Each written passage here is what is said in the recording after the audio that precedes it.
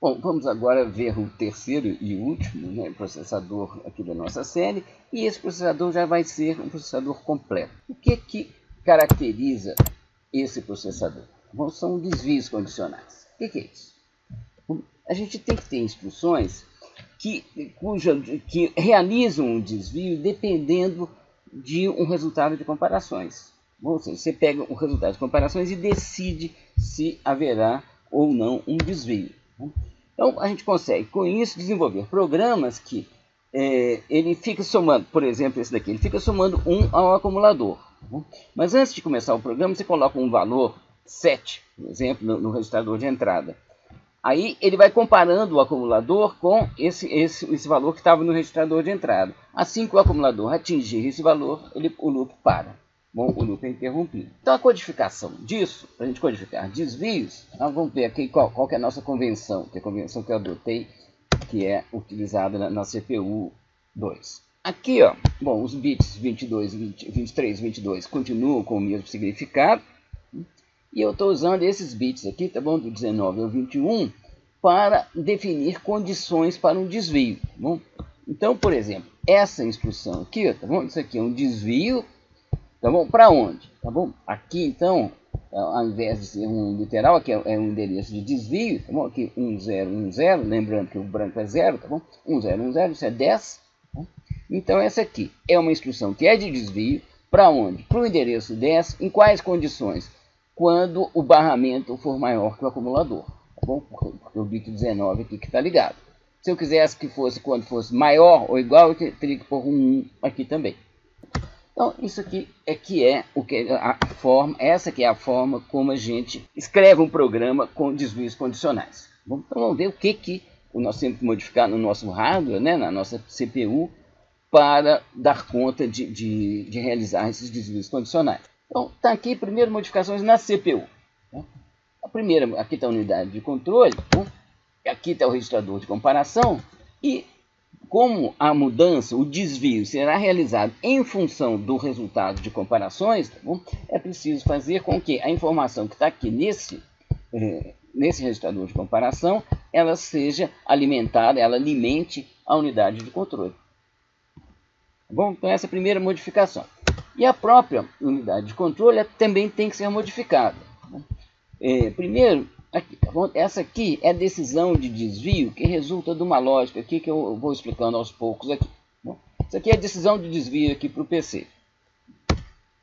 Aqui é uma conexão, se a gente voltar naquele slide aqui, ó, nesse slide aqui, é essa conexão aqui, tá bom? Essa conexãozinha aqui, tá? É essa que está aqui embaixo, tá bom? Então é essa aqui.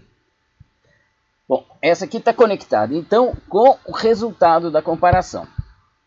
Esses outros aqui, gente, eles vêm da instrução de desvio. Aqui são ramificações, tá, da instrução, que contém exatamente aqueles bits que definem as condições para o desvio. Então, o que é essa lógica? Bom, a lógica aqui é simplesmente o seguinte. As condições de desvio exigem, por exemplo, que o barramento seja maior que o acumulador. E qual foi o resultado efetivo da comparação, que é o que entra aqui? Tá bom? O barramento foi maior que o acumulador? Se foi, se os dois estiverem iguais a 1, bom, então sai 1 aqui e é feita uma decisão de desvio. Bom, da mesma forma, se os dois forem iguais, se a exigência for serem iguais e se o resultado da comparação foi efetivamente que os dois são iguais, então é feito um desvio. E a mesma coisa aqui para o outro caso, tá? Para o último caso. Então é essa a modificação que a gente tem para a unidade de controle. Nós temos aqui então o programa completo que faz isso que a gente quer. Vamos olhar aqui só as etapas dele aqui, tá certo? Ou seja, o que ele faz primeiro é armazenar o que está na entrada. Antes de começar o programa, a gente coloca o limite para contagem no acumulador dentro do registrador de input. Né? Depois, então, daí começa a executar o programa. O programa vai pegar essa entrada, o valor que está na entrada input, tá bom? E vai colocar na posição 3, poderia ser qualquer outra posição. Colocando na posição 3 da memória, vou carregar 1 no acumulador, somar 1 ao acumulador e vamos comparar o conteúdo da posição 3 da memória com o acumulador, através de todos esses passos aqui. Né? Depois disso, vem aqui a nossa instrução de desvio condicional, tá bom? Que se o barramento for maior que o acumulador, a gente vai desviar para a posição 10, tá bom? Que é essa que está aqui, tá bom? Ou seja, a gente vai continuar somando um acumulador. Bom, soma um, compara, testa, conforme for fazer o desvio, volta para cá. E se não, termina o programa. Ok? Bom, então aqui está o nosso circuito. Tá bom? Vamos, como sempre, apertar o reset para inicializar o circuito. Vamos ver o que tem lá na memória de controle, de unidade de controle, está vazia. Vamos então carregar uma imagem aqui, que é então esse daqui, tá bom? CPU 2, como você quer CPU 2, o programa típico para ela está aqui, então, CPU2 v4.txt, abrir e pronto, já está carregado aqui o programa. Então eu volto aqui para a CPU. Então, como eu disse, antes de começar o programa, vamos colocar aqui, por exemplo, 5. Vamos dar uma olhada aqui na velocidade do clock para ver se a gente vai conseguir acompanhar. E vamos colocar, acho que 4 Hz está bom. Então, lembrando, certo? Ele vai pegar o registrador input, vai colocar na posição de memória 3, depois ele incrementa e compara e realiza um desvio condicional. Ele só não será realizado esse desvio quando o barramento já for igual ao acumulador. Então, vamos ver, vou apertar o reset. Bom, então agora eu vou, já tem 5 aqui na entrada, eu vou então habilitar os pulsos. Então agora começou a executar, vocês veem que ele vai primeiro colocar esse valor que está aqui na posição 3 da memória, já colocou, e agora ele vai executando e vai fazendo comparações. Espera que daqui a pouco ele vai fazer uma comparação. Aqui também comparou, por exemplo, então o barramento continua maior. Tá, 3 está aqui, então ele vai ainda. Na hora que o acumulador atingir 5,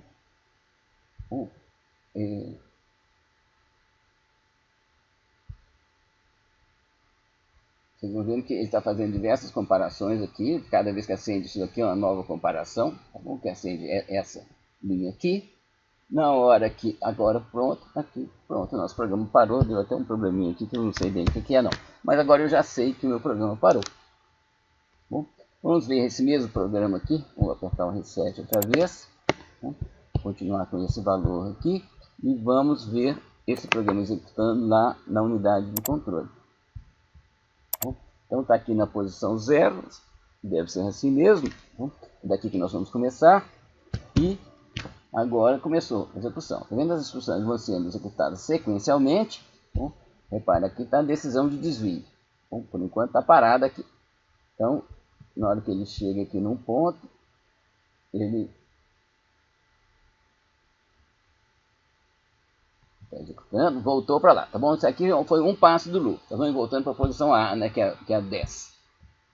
Está sempre havendo desvios, né? Quando chega naquele ponto, você tem sempre a decisão de desvio aqui sendo acesa, tá? Até a hora, tá bom, gente, que o registrador de comparação vier com o iguais, que foi exatamente agora. Quando veio isso, então você não tem mais a decisão de desvio e o programa já terminou. Tá vendo? Agora ele vai executando isso aqui indefinidamente. Nós vimos então um programa que tem um loop e que esse loop para, certo? Que é tudo que a gente queria. Bom, vamos agora ver um programa um pouco mais ambicioso, que é também para essa CPU 2. O que ele faz aqui é somar todos os valores armazenados entre as posições x10 e x50. x10 quer dizer 10 em hexadecimal. A gente usa muito essa notação de computação. Então, x50 quer dizer 50 em hexadecimal. Então ele é cheio de detalhes aqui, mas ele não tem nada de diferente dos programas que nós já vimos. Ele só é maior, isso complica um pouco as coisas.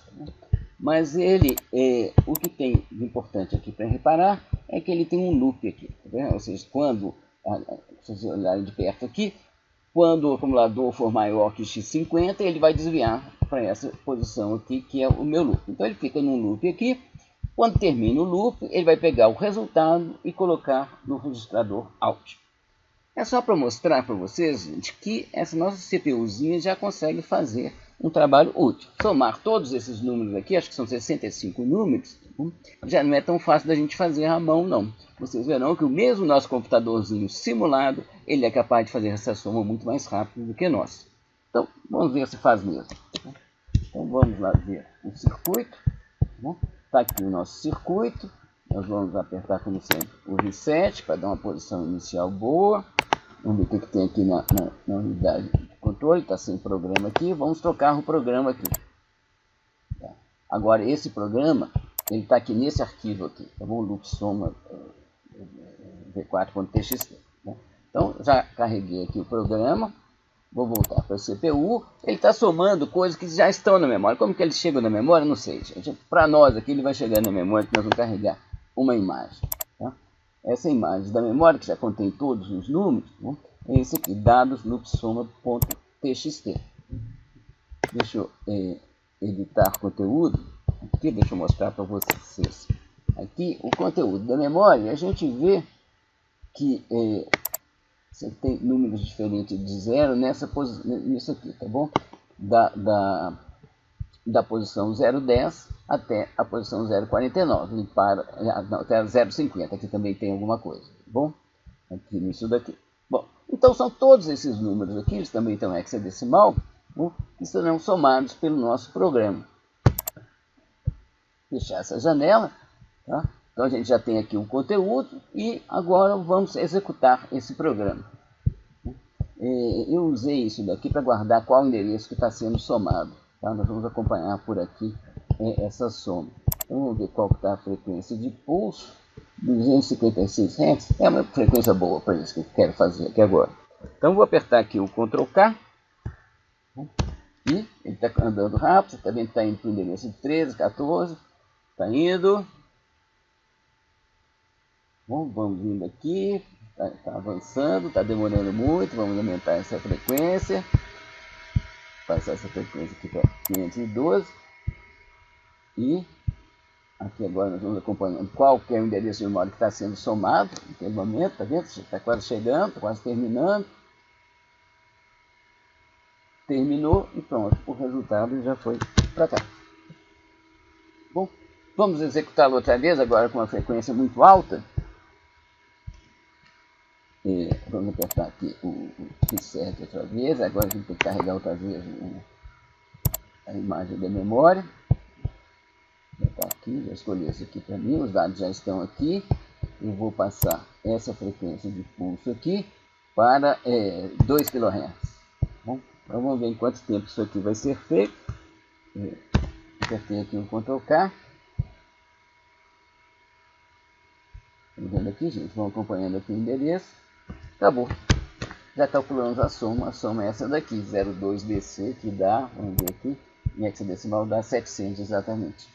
Então nós temos um computador que faz tudo, já, gente. Ele faz, não fosse, bom, confesso, não é tudo não, a entrada e saída dele está fraca. Mas se tivesse uma entrada e saída um pouquinho melhor, né, ele faria tudo o que os supercomputadores fazem. Tudo, em um tempo muito maior, é verdade, tá bom? Mas já faz tudo, é tudo isso que a gente precisa, essa capacidade de decisão e uma pequena memória para guardar resultados intermediários. Com isso a gente consegue fazer qualquer coisa, desde que a gente dispusesse de mecanismo de entrada e saída, para exatamente guardar mais resultados intermediários. Bom, então, um balanço aqui agora. Bom, ou seja, o que foi o enorme ganho aqui? Você tem um circuito que, para você modificar o que ele faz, certo? A gente altera, não precisa alterar o circuito, a gente altera o programa. Ou seja, é muito melhor. Software, a palavra software veio por conta, foi criado, foi um neologismo da época, para se contrapor a hardware, a ferramenta, tá bom? Que é uma coisa dura. Bom, então o software ele é macio. É muito mais fácil você modificar o comportamento de um circuito por um programa do que modificando o circuito propriamente dito, que mexe com ferro de solda, sei lá mais o que. Bom, ou seja, para você modificar, você escreve um outro programa. É aí que está o ganho, é aí que está a imensa flexibilidade da computação. Outra coisa importante que a gente tem agora, que é uma coisa que por um lado é mais fácil, e por outro lado complica um pouco. Enquanto a gente estava fazendo os nossos circuitos, com portas lógicas e outros componentes, para a gente alimentar a saída de um para a entrada de outro, é uma alimentação física, quase que direta. Agora a gente tem uma conexão muito mais flexível, no sentido que você guarda resultados. A saída de um componente fica na memória, outro componente pega da memória. E a memória é muito flexível, ou seja, você tem uma integração agora entre todos os componentes, uma integração possível, tá bom? Entre todos os componentes do seu programa. Tá bom? Ou seja, basta que um escreva na memória e o outro leia aquilo que foi escrito. Tá bom? Ou seja, é uma imensa facilidade que a gente tem para interconectar ações, para sequenciar ações ao longo do tempo.